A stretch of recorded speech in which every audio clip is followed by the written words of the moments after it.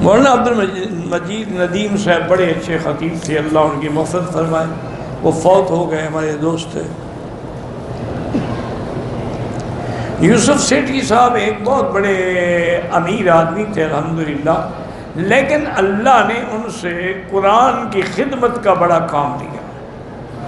ساری زندگی ان کا ایک اصول تھا کہ جس بستی میں کوئی مدرسہ نہیں، کوئی قاری، وہاں جاتے لوگوں کو اکٹھا کرتے کہ بھئی یہاں قاری بٹھا دو، اس کی 2 حصے تنخواہ میں دوں گا، 1 حصہ تم دینا۔ سال کے بعد مدرسہ چل پڑتا، پھر چھوڑ دیتے، پھر اگلا گاؤں۔ تو اتنی اسی یہاں تحفیظ القرآن کی یہ ابتدا ہے، وہ بھی ان کی وجہ سے ہوئی۔ اور اللہ نے ان کو اتنا بڑا نصیبہ دیا تھا کہ جس دن وہ فوت ہوئے ہیں اسی رات دفن سے بھی پہلے 70,000 قرآن ختم ہو چکا تھا۔ ساری دنیا میں مدرسے تھے ان کے، خبر ملتی کہ طلباء بیٹھ گئے پڑھنے کے لیے۔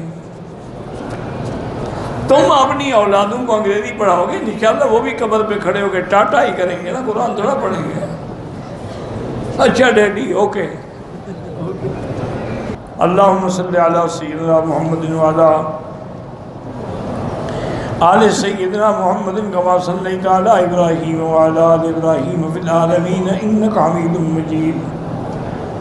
یا حی یا قیوم برحمتک استغیث، یا حی یا قیوم یا ذا الجلال والاکرام، یا ذا الجلال والاکرام، یا ذا الجلال والاکرام۔ اللہم انا نسألک باسمائک الحسنی وصفاتک العلی، اللہم اصلحنا واصلح بنا واصلح اولادنا واولاد المسلمین، اللہم اصلح اخواننا واخوان المسلمین، بناتنا وبنات المسلمین، اصلح شبابنا وشباب المسلمین، اصلح ذریاتنا وذریات المسلمین، اصلح لنا شاننا کلها فلا تکلنا الى انفسنا طرفۃ عین قط ولا اقل من ذلک۔ اللہم انصر الاسلام والمسلمین، اللہم انصر المجاہدین الذین یجاہدون فی سبیلک لإعلاء کلمتک، اللہم ایدہم بنصرک یا قوی یا عزیز۔ اللہم احفظ سائر بلاد المسلمین، ھذا البلد الامین، فاجعل آمنا مطمئنا سخاء رخاء الى یوم الدین۔ دعا کریں اللہ پاکستان کی حفاظت فرمائے، کیونکہ آج کل دونوں بڑے دشمن یہود بھی اور ہنود بھی، ان دونوں کی جو دشمنی اور نظریں ہیں وہ پاکستان کے خلاف ہیں۔ دعا کریں اللہ تعالی حفاظت فرمائے۔